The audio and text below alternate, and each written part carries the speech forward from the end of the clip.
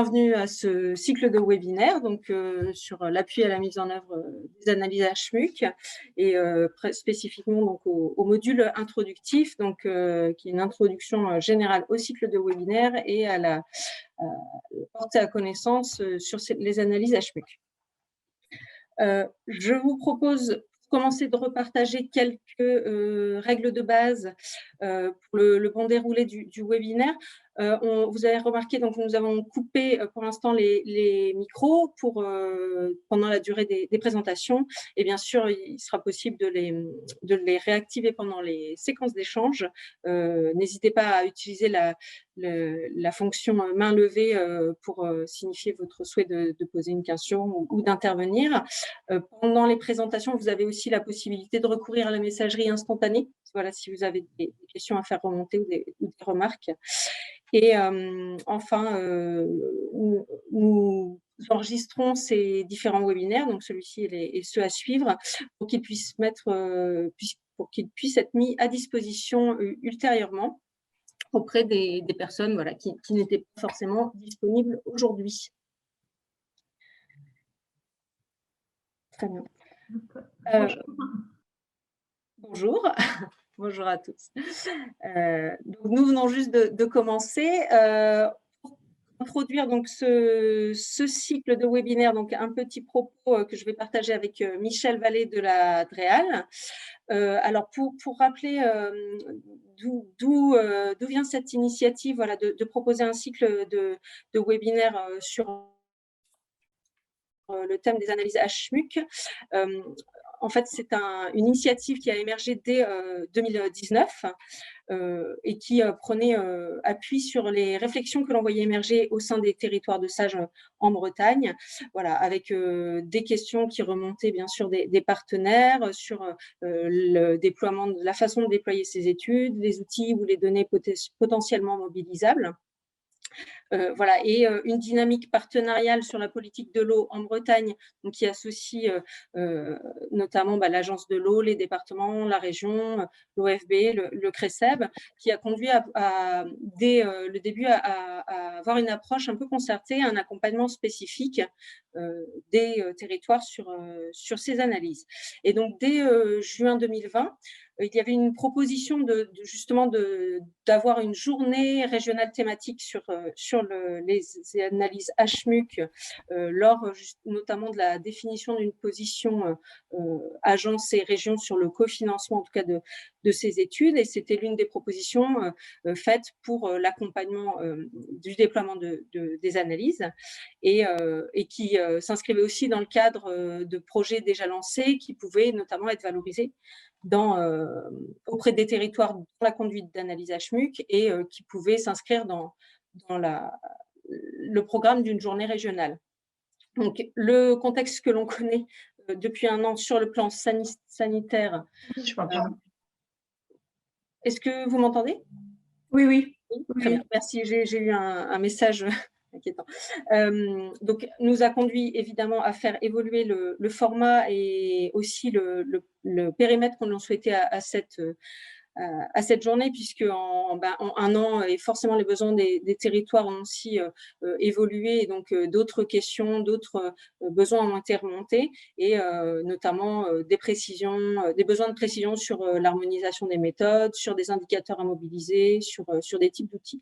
Donc, ce qui a permis d'alimenter la réflexion pour proposer donc ce format, un ensemble de séquences vraiment thématiques, donc sur l'hydrologie, sur les usages, sur le climat, etc.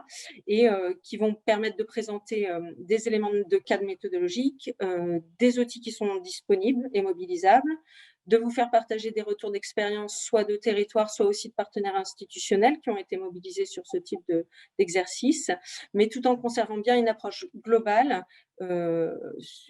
autour des analyses HMUC et qui vise à porter à connaissance un peu générale sur ces études. Au niveau du cadre de mise en œuvre, donc, on vous propose un cycle de 6 webinaires qui sont par contre articulés et complémentaires et qui vont se dérouler sur un pas de temps d'un mois. Les objectifs sont bien donc d'éclaircir le champ méthodologique de la mise en œuvre de ces études, de pouvoir apporter des réponses opérationnelles au territoire et alors que ce soit au niveau des méthodes, des outils, de la façon de mettre en pratique certains volets de ces études, de faciliter les échanges et avec les territoires qui sont déjà lancés et d'avoir un retour d'expérience pour ceux qui envisagent à plus ou moins long terme d'initier ce type de démarche ou de réflexion, et aussi de votre côté, donc de recueillir vos besoins complémentaires ou les questions qui restent encore un peu en suspens sur ce sujet. Donc, c'est un cycle de webinaire qui a été plutôt axé dans sa cible vers les animateurs et animatrices de SAGE, mais bien sûr, il est ouvert à bien d'autres partenaires sur les bassins versants, bretons ou au niveau du bassin Loire-Bretagne et même au-delà, et aussi aux partenaires institutionnels. Et donc, ces séquences seront toutes enregistrées pour pouvoir remettre à disposition ultérieurement le contenu avec les supports de présentation et aussi des documents complémentaires, de la documentation complémentaire. Et donc, il y a un cycle conçu justement avec dans un ensemble, et donc une invitation à ce que vous puissiez assister ou revisionner en tout cas l'ensemble des modules du cycle. Au niveau donc du calendrier, donc aujourd'hui, nous avons un module introductif d'environ 2h30 et vous aurez aussi donc 5 autres dates, donc le 15 juin après-midi sur la partie climat de l'analyse, le 21 juin après-midi le module hydrologie, le 30 juin matin le module milieu, donc avec notamment l'Office français pour la biodiversité, le 2 juillet matin le module usage, donc qui fera intervenir l'Adréal de Bretagne et notamment, et enfin le 5 juillet, donc un module qui se veut transversal aux 4 thématiques et qui viendra clôturer le cycle. Et au niveau aujourd'hui du déroulé, donc Michel, je te laisse présenter. Oui, merci Nora. Donc, pour ce qui concerne le déroulé du module introductif, nous allons organiser l'après-midi en 3 phases. Donc, un problème de micro.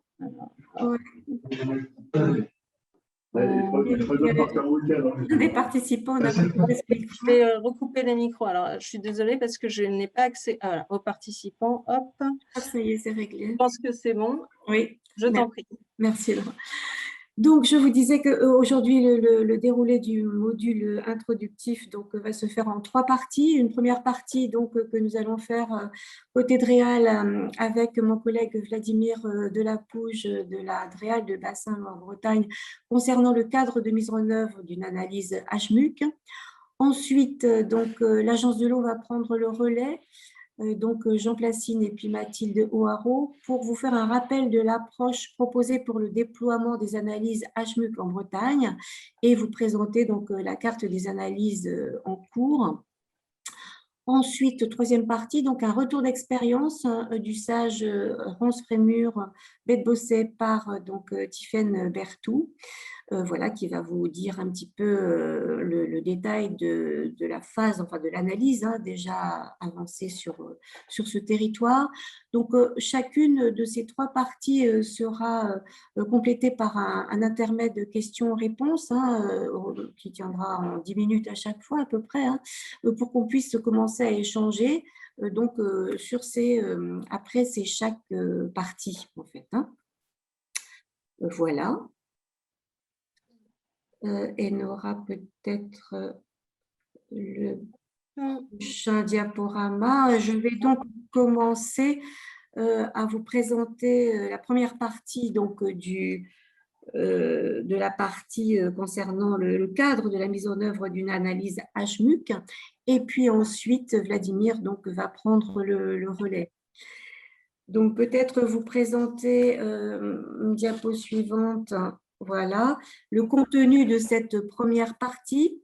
Donc, un premier point pour vous rappeler le contenu lui-même, que certains d'entre vous connaissent déjà, mais pour ceux qui n'en ont pas connaissance, je pense que c'est important quand même de bien le rappeler pour tout le monde. Et puis ensuite, Vladimir poursuivra avec la présentation, le rappel des objectifs d'une analyse HMUC, quelques points de terminologie, quelques détails sur les notions de volume prélevable, et puis aussi l'articulation des études HMUC, des analyses HMUC avec 7B2, 7B3, 7B5, hein, ces dispositions du SDAGE. Et puis Vladimir vous dira quelques mots sur le projet de décret sécheresse, hein, qui est en cours d'élaboration au niveau national. On peut passer à la suite si tu veux, Elora. Merci. Alors, donc, le contenu HMUC, donc chacun, plusieurs d'entre vous le savent. Alors, je crois qu'on a sauté une diapo, si tu veux revenir, alors, me semble-t-il. qui ne s'affiche pas, excuse-moi, je vais Ben, c'est pas grave, hein, sinon, pallier. il n'y a pas de souci. Si Donc, tu l'as sous les yeux, revenons à l'autre, il n'y a pas de souci. alors, excuse-moi. Ah, désolée. Alors, je profite parce que j'ai un souci dans le chat que je vois. Peut-on mettre en plein écran? D'accord, donc on va remettre en plein écran. Par ailleurs, sur le... Voilà, et je te remets le diaporama. Hop. Qui doit être... est-ce qu'il s'affiche? Oui. Pour toi aussi? Hop, voilà. Et donc, voilà, c'est la diapo, c'est la diapo qui avait été zappée précédemment.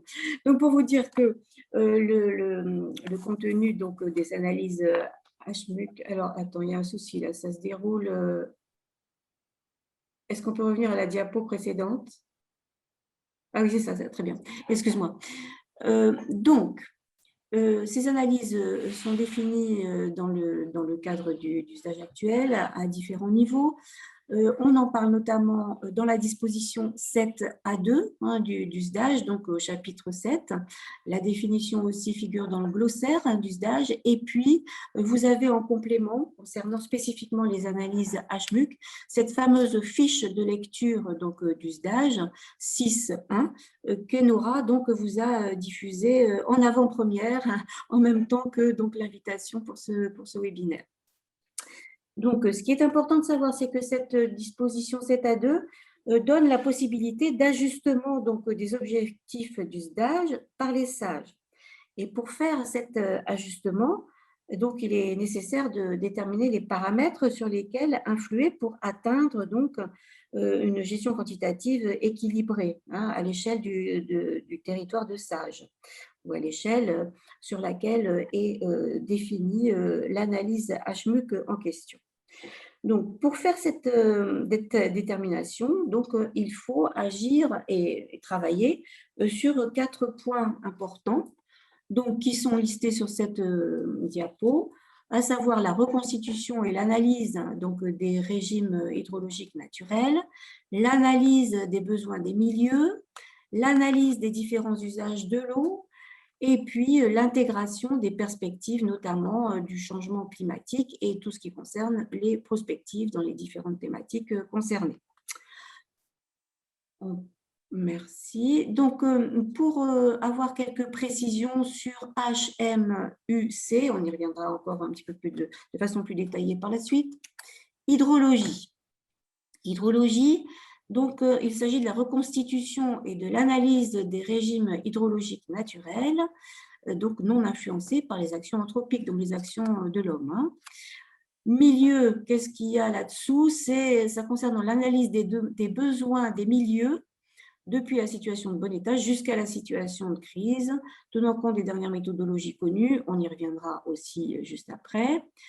Sur les usages, on parle donc d'analyse des différents usages de l'eau, de connaissance des prélèvements actuels, la détermination des prélèvements possibles, les études de solutions alternatives éventuellement. Et pour le climat, donc il convient d'intégrer dans cette analyse HMUC les perspectives de changement climatique en utilisant à minima donc les données disponibles bien évidemment dès maintenant et au fur et à mesure de l'amélioration des prévisions en la matière. Alors, un peu plus de détails sur le H d'hydrologie. Donc, il est demandé dans le cas des analyses HMUC une description des différentes composantes des régimes hydrologiques à l'échelle du territoire concerné et au regard, bien sûr, des besoins des milieux aquatiques. On demande aussi à ce que soit faite une confrontation entre les besoins et les ressources disponibles et puis procéder à une reconstitution des débits désinfluencés des actions anthropiques de l'homme, donc pour estimer l'effet des pressions et proposer, donc, si besoin, d'adapter différents objectifs de débit. Donc, pour le M, donc, on demande la caractérisation des milieux, bien sûr, le recensement des espèces faune-flore en lien avec ces milieux aquatiques et les habitats à enjeu, l'analyse des causes de dysfonctionnement éventuel de ces milieux, l'évaluation des besoins des milieux, et dont notamment la relation entre le débit et la qualité des cours d'eau. Pour passer au U comme usage, cette partie de l'étude HMUC cible plus spécifiquement l'analyse des pressions de prélèvement, l'analyse des rejets, en précisant leur nature, les volumes concernés, le milieu concerné, les masses d'eau concernées, donc, et puis l'évolution de ces prélèvements et de ces rejets au cours du temps. La densité et le fonctionnement des plans d'eau est aussi bien sûr à prendre en compte. Et puis, il est aussi nécessaire d'identifier les possibilités et méthodes d'économie d'eau pour les différents usages. Concernant C comme climat, donc là, on est plutôt dans la partie prospective, en fait, de l'étude de l'analyse HMUC. Et donc, c'est la partie de l'étude où on demande d'analyser l'évolution quantitative prévisible de la ressource en eau, l'évolution aussi prévisible des milieux et de leurs besoins en eau, l'évolution prévisible des usages de l'eau par l'homme, ce qui n'est pas forcément évident, c'est bien sûr, mais bon, voilà, il faut quand même se poser les bonnes questions. Et puis, si possible aussi, l'évolution prévisible du remplissage hivernal des rivières. Donc, un point évidemment important à souligner, c'est que l'adaptation au changement climatique nécessite une gestion équilibrée des ressources en eau sur l'ensemble du bassin Loire-Bretagne. Donc, évidemment, quand on travaille à l'échelle d'un territoire donné, on est obligé de dézoomer un petit peu, enfin, pour voir ce qui se passe autour. On ne peut pas se contenter, dans le cadre d'une analyse HMUC, de regarder simplement son propre territoire. Il faut aussi voir dans quel contexte global on se situe, et notamment au sein du bassin Loire-Bretagne. Et puis, bien sûr, privilégier toujours les économies d'eau. Voilà, donc ces différents points, évidemment, vous seront développés lors des prochains webinaires, aux dates qui ont été précisées précédemment donc par Enora. Ce qui est important d'avoir en tête dans le cadre d'une analyse HMUC, c'est la nécessité de traiter les volets H, M, U et C globalement, enfin, et de traiter au sein de l'analyse HMUC leur interaction entre eux. Voilà. Donc, une analyse qui ne concernerait que le volet hydrologie ne pourra pas être suffisante pour qu'un sage propose une adaptation des objectifs de stage. Donc ça, c'est très important de l'avoir en tête dès le départ pour éviter les déconvenues et pour éviter les déceptions qui pourraient découler d'une mauvaise compréhension de départ de ce qu'est une analyse HMUC et de tout ce qu'elle doit comporter pour qu'elle puisse effectivement prétendre à contribuer à un ajustement en fait des objectifs du stage. Ça, c'est très important.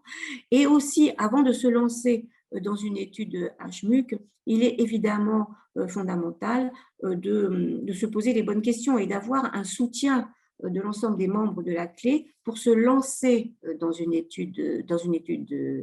analyse HMUC qui peut être assez conséquente et lourde à mener et consommatrice de temps.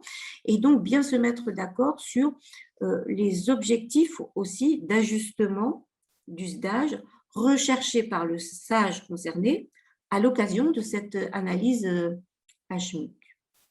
Voilà, ce que je voulais vous signaler. Et donc, je propose que Vladimir prenne la suite de la présentation. Merci beaucoup, Michel. Voilà, bonjour. Bonjour, merci beaucoup, Michel. Donc, je suis Vladimir Delapouche, je suis chargé de mission à la délégation de bassin Loire-Bretagne à la DREAL, et certains d'entre vous me connaissent puisque j'ai travaillé 4 ans au conseil départemental du Finistère en tant que chargé de mission. Donc, j'ai partagé en clé les bureaux avec vous, aux côtés d'Enora notamment, par exemple, sur le sujet. Juste pour dire que j'ai quelques connaissances sur le fonctionnement des institutions en Bretagne. Je voudrais juste réinsister sur ce qu'a dit Michel sur le volet climat. En fait, on parle beaucoup de 4 volets dans les analyses HMUC. En termes de terminologie, on parle d'études HMUC, c'est l'étude que vous allez mener, que vous allez conduire avec le cahier des charges, suite au cahier des charges, et ensuite ces conclusions sont l'analyse HMUC. Donc ça, c'est la première chose en termes de terminologie. La deuxième chose sur les analyses HMUC, c'est une spécificité Loire-Bretagne. J'ai vu passer des mails parfois avec, dans l'attente d'un retour national sur les études HMUC, il n'y a pas de retour national. Les études HMUC ou les analyses HMUC sont une spécificité définie dans le SDAGE Loire-Bretagne. Et je vous enjoins, comme l'a dit Michel, hein, à vous référer à la fiche de lecture 6.1 du SDAGE. C'est elle qui cadre ce qui est attendu dans les études HMUC. Donc, c'est vraiment une étude HMUC ou une analyse HMUC qui ne se baserait pas sur cette fiche 6.1 du SDAGE ne serait pas obligatoirement extrêmement pertinente. Donc, j'insiste bien sur le côté central de cette fiche de lecture. Ce qui est également très important, c'est bien le volet climat. Et donc, en fait, on parle beaucoup de 4 volets. Je dirais plutôt qu'il y a 3 volets. Un volet hydrologie, milieu et usage. Et que ces volets sont à regarder aujourd'hui dans la situation actuelle et au regard du changement climatique. Et c'est ça le 4e volet, mais qui n'est pas un volet indépendant. En fait, c'est le volet hydrologie aujourd'hui et le volet hydrologie dans 30 ou 50 ans. Et ça, c'est ce que vous donnent les résultats, ou vous appuyez sur les résultats, notamment d'Explore 70 ou autres sur le sujet. Mais également sur le volet milieu, vous avez la situation des milieux aujourd'hui et leurs besoins en eau aujourd'hui pour pouvoir prospérer.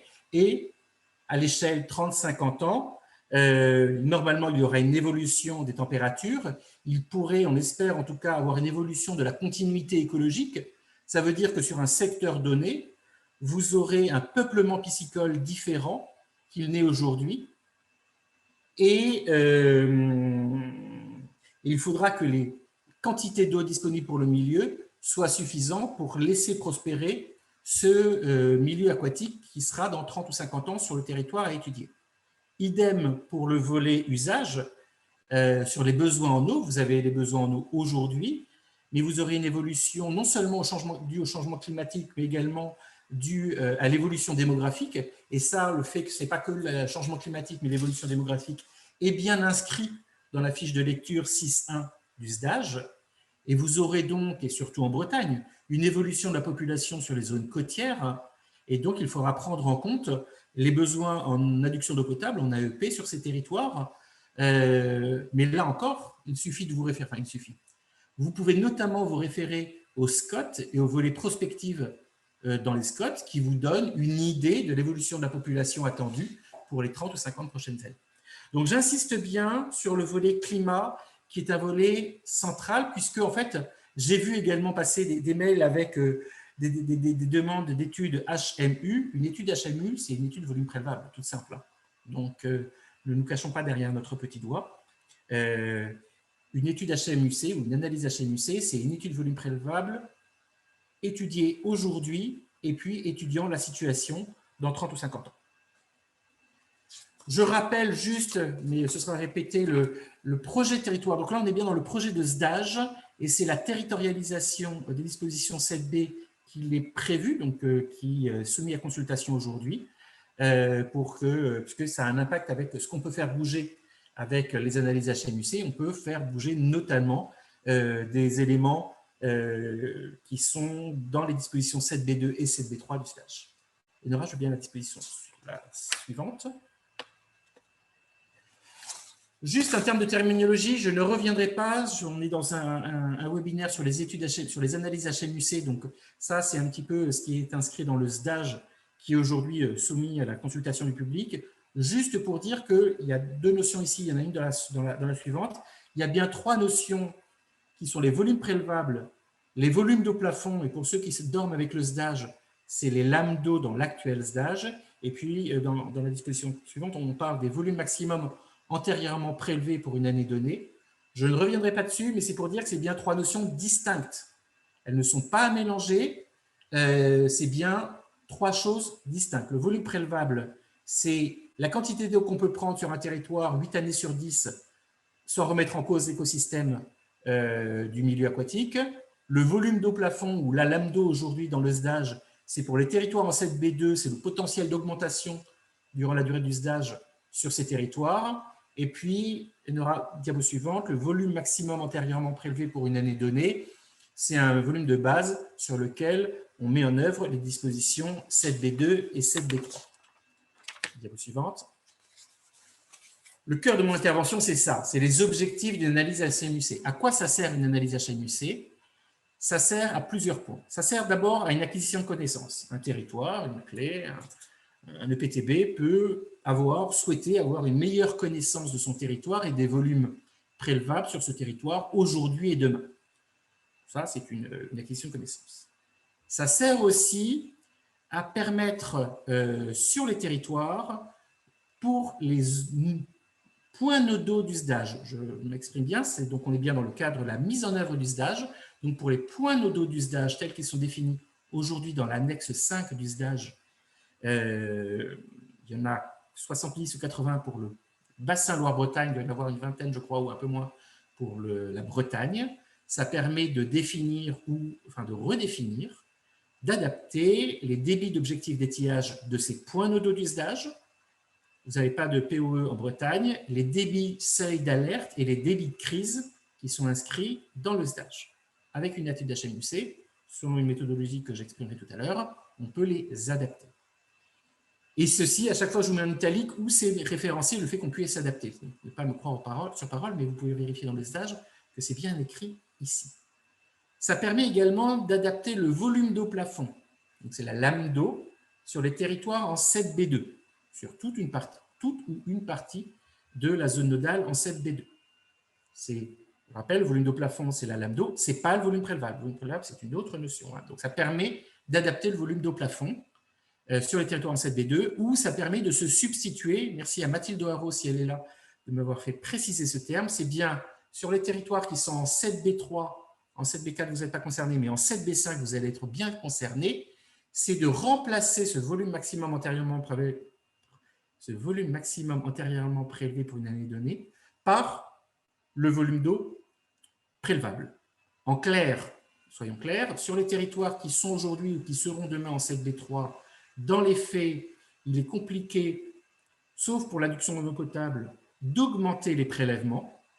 Il y a une certaine souplesse d'application qui sera mise en œuvre pour l'abreuvement, mais normalement, ça va être compliqué d'augmenter. Je rappelle que dans les dispositions 7B3 sur ces territoires, il n'y a pas de remise en cause de l'existant.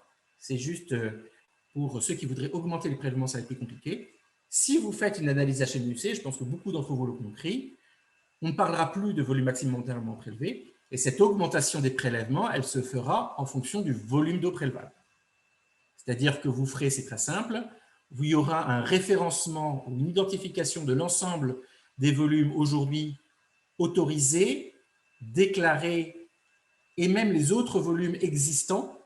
Et donc, c'est bien la nécessité impérieuse, si vous voulez faire évoluer les possibilités de prélèvement dans les territoires en 7B3 et même en 7B2, c'est bien la nécessité, alors je ne vais pas parler d'exhaustivité, mais parce que l'exhaustivité est vraiment très compliquée à atteindre, mais bien d'avoir un référencement ou un recensement le plus important possible de tous les volumes qui sont aujourd'hui prélevés sur le territoire étudié.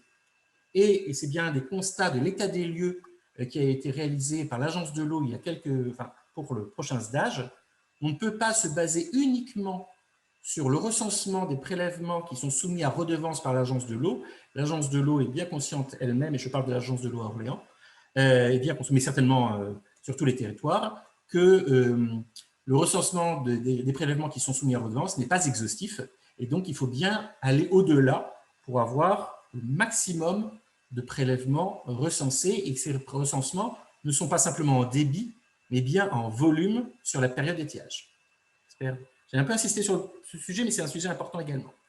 Enfin, une analyse HMUC permettra d'adapter dans le cadre de projets de territoire, dans le cadre d'un projet territorial, c'est souvent dans le cadre d'un projet de territoire pour la gestion de l'eau, l'encadrement des prélèvements hivernaux prescrits en ZRE, mais indiqués hors ZRE. Donc aujourd'hui, sur les territoires où il y a des retenues de substitution, les manières, les modalités pour les remplir, aujourd'hui, il y a ce n'est pas un encadrement, mais s'il y a des conseils qui sont donnés par le stage, et ces conseils peuvent être adaptés au moyen d'une analyse HMUC. La diapo suivante.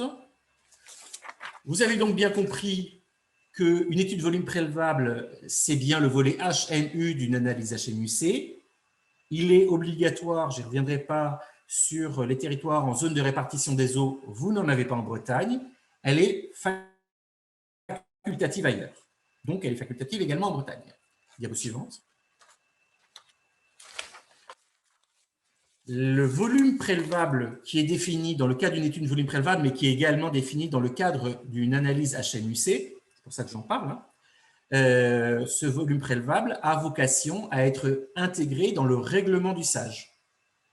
Et dans ces cas-là, soyons tous conscients de ce qu'on fait.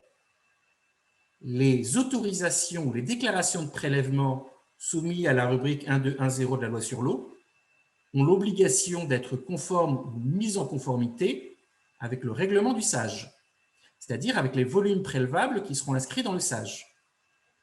Ce qui veut dire, si aujourd'hui, les volumes autorisés, déclarés, identifiés sont inférieurs aux volumes prélevables en territoire soumis à la disposition 7B2, 7B3, quel que soit le territoire, si les volumes autorisés ou déclarés sont inférieurs aux volumes prélevables, vous avez donc une marge de progression. C'est ce que je disais tout à l'heure sur les territoires en 7B3. Vous avez une analyse HMUC qui vous donne un volume prélevable. Si ce que vous êtes autorisé aujourd'hui est inférieur, vous avez, même en 7B3, vous aurez une possibilité d'augmenter ces prélèvements. Toutefois, et c'est bien, il faut en être conscient, si le volume prélevable que vous avez défini est inférieur au volume aujourd'hui autorisé, il sera nécessaire d'adapter les autorisations et les déclarations pour les baisser sur le territoire, et c'est là où je parle de nécessité de mise en conformité, pour les adapter au volume prélevable. Il est possible, et là je vous parle de retour d'expérience, pas breton, mais il est possible sur le retour d'expérience à l'échelle du bassin Loire-Bretagne, que sur l'ensemble du territoire, votre volume prélevable sera supérieur au volume autorisé. Par contre, il est très possible que sur des sous-secteurs, où des volumes prélevables seront identifiés, eh bien, il y a des volumes autorisés ou déclarés supérieurs, eh bien, il y aura une nécessité de les baisser lorsqu'ils seront inscrits dans le règlement du SAGE. Que tout le monde soit conscient de ça avant de se lancer ou d'inscrire les volumes prélevables, ce à quoi nous sommes tout à fait partants et favorables à l'échelle du bassin et à l'échelle des littorales, parce que c'est une meilleure connaissance et une adaptation des prélèvements à la réalité des volumes prélevables. Diapo suivante. Comment ça se passe aujourd'hui? Lorsque vous avez une analyse HMUC, pour que ces analyses HMUC ou ces résultats des volumes prélevables qui sont identifiés soient opposables, il faut qu'ils soient intégrés dans le règlement du SAGE. Aujourd'hui, vous pouvez avoir des analyses HMUC et les résultats des analyses HMUC. Tant qu'ils ne sont pas intégrés dans le règlement du SAGE, on ne peut pas s'en servir. Ils ne sont pas opposables. Le projet de SDAGE, tel qu'il est soumis aujourd'hui à la consultation, permet une certaine souplesse. Sur la demande, dans les faits, ce sera sur la demande de la clé, on ne va pas l'imposer, cette souplesse, ce ne sera pas les préfets qui vont l'imposer, mais sur la demande des clés, si elles le souhaitent, pour une meilleure réactivité, parce qu'on sait très bien que réviser un SAGE, ça prend 1, 2, voire 3 ans. Donc, c'est un peu triste parfois, on a des résultats et on ne peut pas s'en servir concrètement tant qu'ils ne sont pas dans le règlement du SAGE. Donc, le projet de SDAGE dit que pour les volumes prélevables, l'adaptation des volumes de la lame d'eau pour les territoires en 7B2 ou la possibilité d'augmenter les prélèvements même en territoire soumis à la disposition 7B3, si la clé valide les résultats de l'analyse HMUC par anticipation de leur intégration dans le règlement du SAGE, le préfet, il reste à définir un peu quel préfet, mais un préfet pourra dire « Ok, on a ces résultats-là et on peut augmenter les prélèvements, par exemple, en territoire en 7B3, même avant qu'ils soient intégrés dans le règlement du SAGE. » Ce qui n'empêche pas qu'à la prochaine révision du SAGE, les résultats de l'analyse HMUC devront être intégrés dans ce règlement du SAGE. C'est donc bien une souplesse qui permet une certaine réactivité qui est prévue dans le projet de SDAGE tel qu'il est présenté aujourd'hui et soumis à consultation. Diapo suivante. Aujourd'hui, je ne doute pas que vous avez tous participé à la consultation du projet de décret relatif à la gestion quantitative de la ressource en eau, à la gestion des situations de crise liées à la sécheresse, qui parle d'une multitude de sujets, mais qui parle notamment des volumes prélevables et des études volumes prélevables qui sont une partie essentielle de l'analyse HMUC. Elle remet au centre du jeu les DREAL et les DBT. Dans le projet de décret tel qu'il est soumis aujourd'hui au Conseil d'État et qu'il devrait être présenté, normalement ça devait être au 15 juin, ce sera normalement dans les semaines qui viennent en Conseil des ministres, il reviendra au préfet coordonnateur de bassin qui appuie sa politique par la délégation de bassin et ne vous inquiétez pas, ne vous inquiétez pas, soyez certains qu'en fait la délégation de bassin s'appuie extrêmement fortement sur les DREAL, dont la DREAL Bretagne, et sur les DDT, dont les DDT du Morbihan, du Finistère, de Côte-d'Armor et d'Ille-et-Vilaine. Il y aura un cadrage des études volumes prélevables et donc des analyses HMUC par le préfet coordonnateur de bassin. Elles sont aujourd'hui définies dans la fiche de lecture 6.1 du SDAGE. Il sera certainement nécessaire de peaufiner ce cadrage. Ça veut dire qu'aujourd'hui, le webinaire que vous êtes en train de mettre nourrira cette réflexion, mais il reviendra bien au DREAL de cadrer méthodologiquement à l'échelle du bassin Loire-Bretagne ces études volumes prélevables et donc ces études HMUC. La deuxième chose qui est demandée, c'est une nouveauté, c'est que le préfet coordonnateur de bassin va piloter et coordonner une stratégie d'évaluation des volumes prélevables à l'échelle du bassin.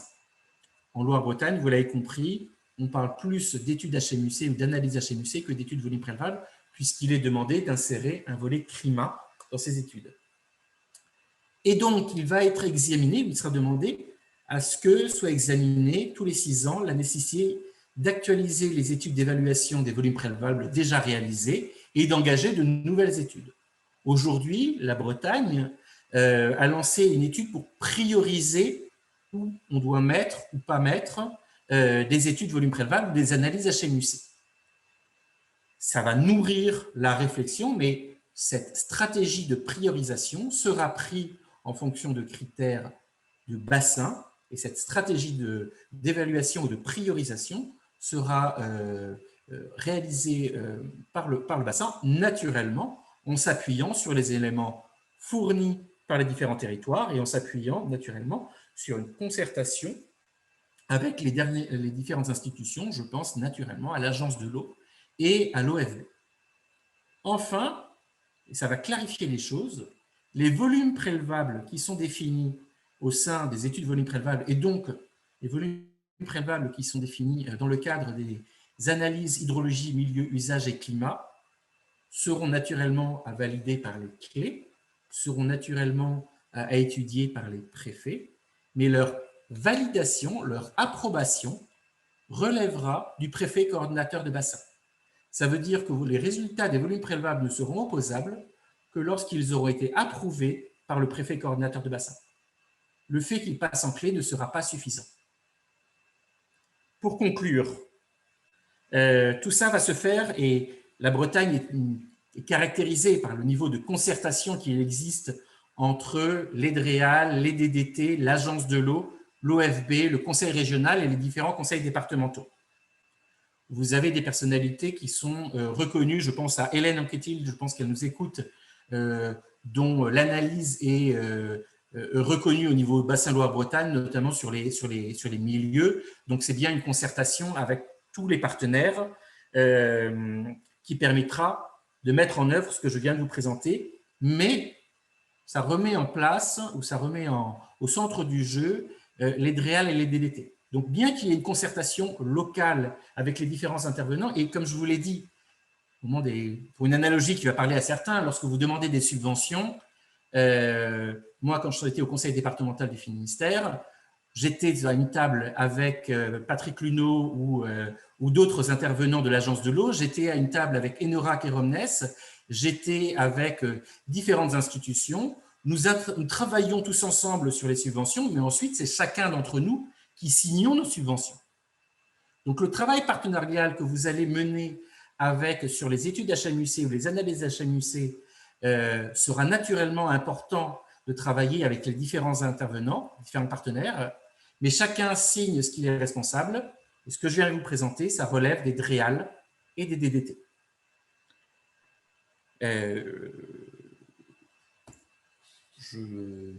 Voilà. Si vous avez des questions, que ce soit sur l'intervention de Michel, moi, je suis à votre écoute.